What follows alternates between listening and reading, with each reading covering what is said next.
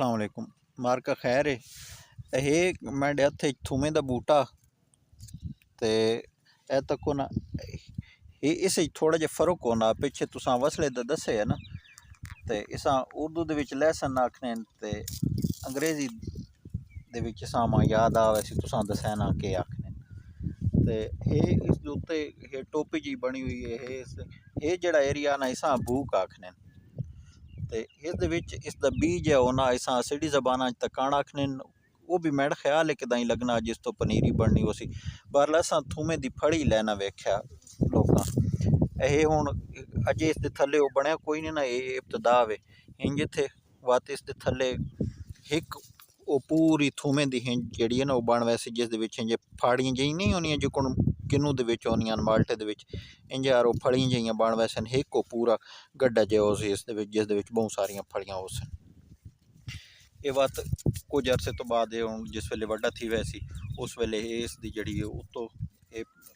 जी greenery है वो घट वैसी थलो वत जमींदार जड़े ना वो इसा पट के थूम बिचों अलग कर गई सन। ये चाइना का थूम है ये ज़रा मोटा होना चंगा मोटा होना बल्कि ज़रा नहीं मोटा होना तो इस जरा ये गिला भी ज़्यादा होना यानी इस पानी की मिकदार ज़्यादा ही होनी तो इहदा थलो मोटा होना इसकी पैदावार बहुत ज़्यादा तो अंग्रेजी च गार्लिक आखने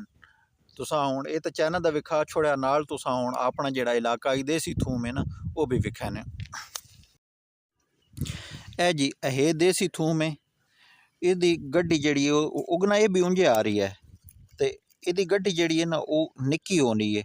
फलियां भी इसदियां निक्कियां होनियां तो इसा बड़े शौक नाल लोग जेड़े भी शहर च रहने ना वो आखने जी असा देसी थूम किदां ढूंढ दो ये घट लभना जमींदार जिन्ना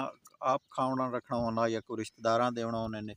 वो ये गड्ढे ने ना अपने इस्तेमाल कर उंज जेड़ा नफा बख्श जेड़ा वो हाईब्रिड बी होने जो तुसा पिछे चाइना का विखा है या होर यार होर भी बहुत सारे मुल्कों के बी आए हुए पाकिस्तान देसी जेड़ा वो आ तो ये हूँ बहुत घटना मैं ना बेटा ये आगे ये सारी क्यारी दिखा दो वो आगे तो चाइना ये सारा देसी थूम लगा होया ये विच जेड़े ना